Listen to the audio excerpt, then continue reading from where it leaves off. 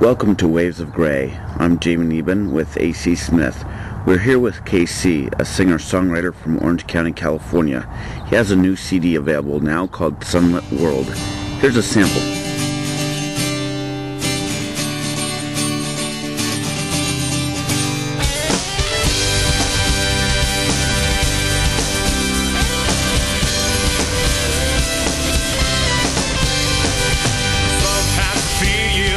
Like I'm walking in my sleep, and I think you might be just a dream. Then the clouds break free, and the sun shines through as rays of light beam down on you. If you say that you'll be mine, I will be your sunshine. That's Sunshine by KC, and he's with us now. KC, welcome to Waves of Grey. Thanks for having me. I've heard all kinds of stories about how people knew they wanted to play rock and roll when they saw the Beatles play on Ed Sullivan, or when they put on an album or go to their first concert. When did you have your first aha moment, and what was it like? Wow. Probably just every moment was an aha moment for me when I was a kid. My mom would put the radio on as she would put us to sleep because, as she said, she wanted us to get used to sleeping in public in noisy places. So as she was laying us down for naps, she'd crank on the radio, and I'm pretty sure that's when it all started. So every time we got in the car and we were driving, I was singing along, radio was always on. We come from a musically family. What kind of music were you listening to on the radio? What were your early influences?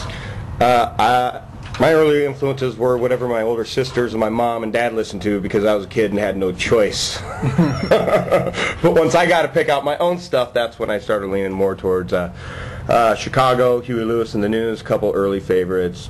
Then you start getting into your Van Halen and Aerosmith and, you know, your good old classics. Sure.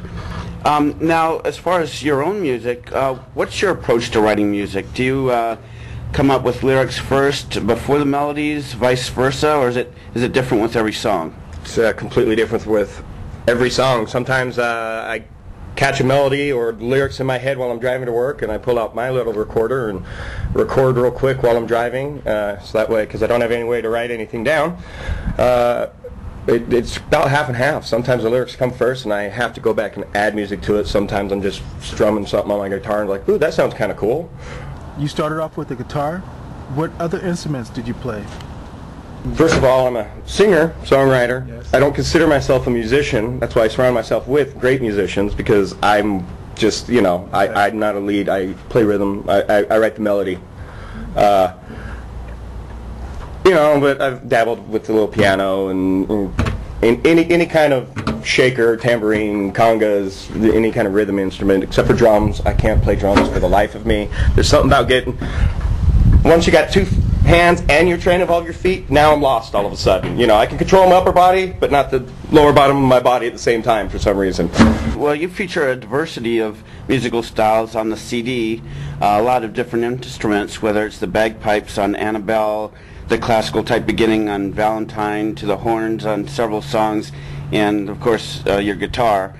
Were those arrangements in your mind from the very beginning, or was it something that was added later? Some of it I just kind of stumbled on. I'll be honest. The harp player I found through a friend at a party. He was playing there while I was bartending a private party for him, and this guy was just filling the air with some of the best Beatles and Rolling Stone songs you ever heard, all on his harp by himself. And he wasn't singing, and I couldn't help it. I started singing along with him, and I got his card and was like, I think I got the perfect song I need you to play on my album. And he was like, all right, cool, no problem. Do you bring other musicians in to play with you?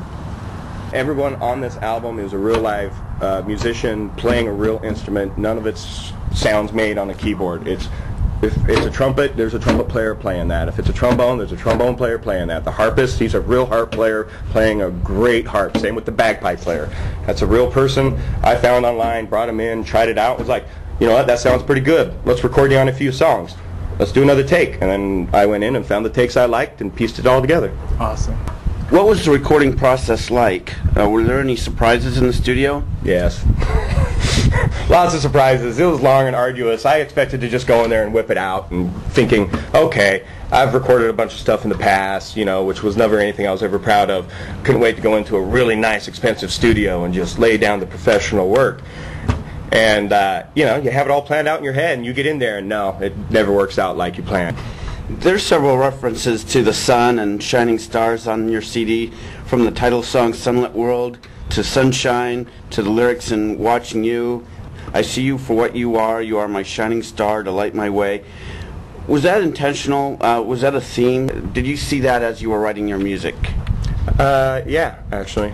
I'm a big fan of the sun, growing up in California and doing outdoor stuff with the family, and the sun in lots of old cultures always kind of represented the mythical gods or whatever you believe in. It always kind of represented, the light.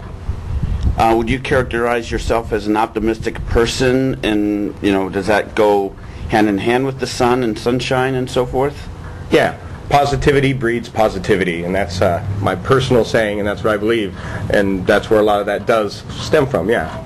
Your song Shine on the Radio makes a statement about school programs being cut, which has led to a loss of originality. Can you speak more about this? Yeah, I'd be happy to. When I was growing up, you were required to take, 2 art programs. It wasn't enough to do just music. You had to do actual art as well, and that was required. Now there's schools out there you can't even have an elected art class, let alone be in choir or be in a band, and it's ridiculous. They're just teaching them to read, study, and regurgitate whatever information they're giving them. We're not teaching anyone to be free thinkers. Where's the Albert Einsteins of this world, huh? One of my favorite parts of that song is the children's chorus. What was it like working with the children? It was a lot of fun because, we weren't 100% sure what to expect, because all of them were going through choir studies, so they're not trained singers. They're being trained to be singers. But most of them all have a natural talent, which is why they're there in the first place. But it was fun because lots of variances in age and different voice styles, so mixing it all together was a good time.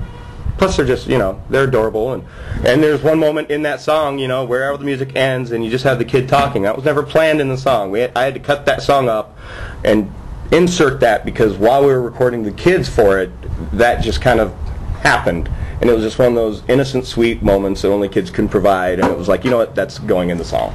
What's different about playing with other people than getting to basically own the creative process yourself? I mean, is it harder or easier? It's much harder as a band. I mean, look at all these great musicians. You got Chris Cornell, broke up with Soundgarden, started Audioslave, then did another thing, had his own solo career. He's one of the best singers on the planet. But sometimes working with other musicians, people want to go one direction, you want to go another. Egos, there's lots of things that can break a band apart. And that's why I decided to go as a solo artist, because every time I got to replace a guitarist, if the rest of the band is the same, doesn't matter, I got to change the name of the band now.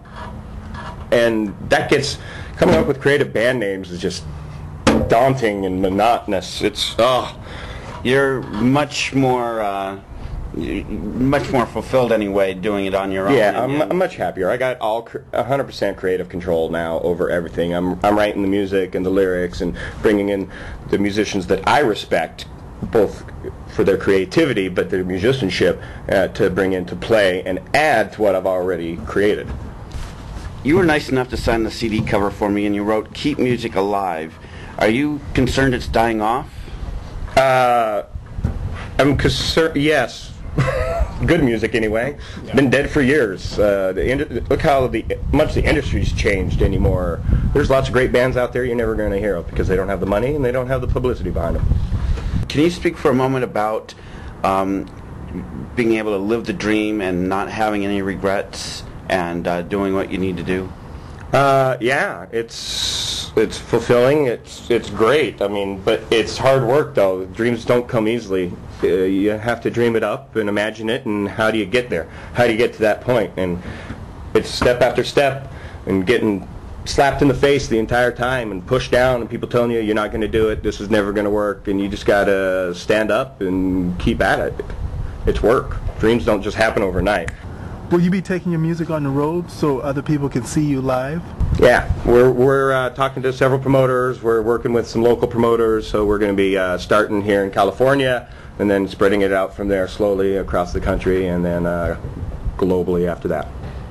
Do you meet many other bands and I guess on you know, as you're doing your thing, you meet a lot of different bands, a lot of different musicians that you haven't known in the past? Yeah, especially, you know, playing locally and playing small venues and bars. You know, that's a great thing about getting out there and playing. When someone else is putting together the show, you usually don't know who you're going to be sharing a show with most of the time. Whereas if I put together a show locally, I'm hiring the people that are opening for me and figuring out the arrangement and whatnot. And I already know their skills and love their music, so I know what to expect. But a lot of times you don't know who you're going to be sharing the stage with or what their style of music is. And it can make for an interesting night, that's for sure. Can you talk about how it might be different singing a song in the studio compared to singing it on stage with an audience? You know, it's a big difference, because when the studio, when you're live, it doesn't matter, because it's been sung, it's out there. When you're in the studio, nope, retake. So you become your own worst critic, and you can critique yourself to death in the studio, because you can just keep doing it over. And in this digital world, with all the auto-tuning that most singers are out there using, it doesn't matter if they suck. You can turn the worst singer on the planet into the next Madonna if you know what you're doing in the studio. When somebody's listening to your CD for the first time, what do you hope they would take away from it? I hope there's several things. I hope they're upset and angry because they can't pick a favorite song. That would be nice. But I think I mixed up the entire album well enough. I'm selling it as an album. I want people to listen to the entire album. There's something on there for everyone, no matter what kind of music you listen to. There's something on there if you listen to the entire album. And then I bet you're going to find 2 or 3 other songs that surprise you that you really like. But more importantly, I hope it does for someone what it did for me as a kid, music. Hearing something on the radio, hearing a lyric that goes, yeah, that's how I feel. That guy gets me. That's KC. I encourage everybody to go out and get his new CD, Sunlit World. It's available right now. KC, thanks for joining us on Waves of Grey. Thanks for having me. It was a pleasure talking to you, too.